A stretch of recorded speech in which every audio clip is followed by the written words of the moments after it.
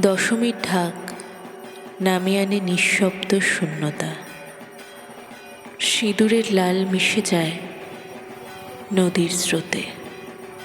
প্রতিটি মোড়ে লেখা থাকে এক অদৃশ্য রেখা। যেখানে পা থেমে যায়, স্বপ্ন থেমে যায়, তবু হৃদয়ের ভিতর চলতে থাকে এক দীর্ঘ যাত্রা।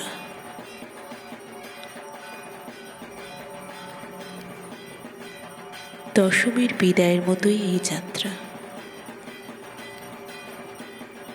আনন্দের ভিতর লুকিয়ে থাকা অপ্রকাশিত দুঃখ, ভাঙনের ভিতর বেঁচে থাকার শক্তি।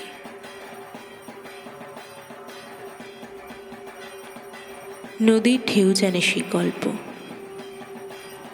ধূপের ধোঁয়া বহন করে সেই প্রার্থনা। যেখানে অপেক্ষা, অপূর্ণতা আর অদেখা শক্তি চুপচাপ কবিতা হয়ে থেকে যায়।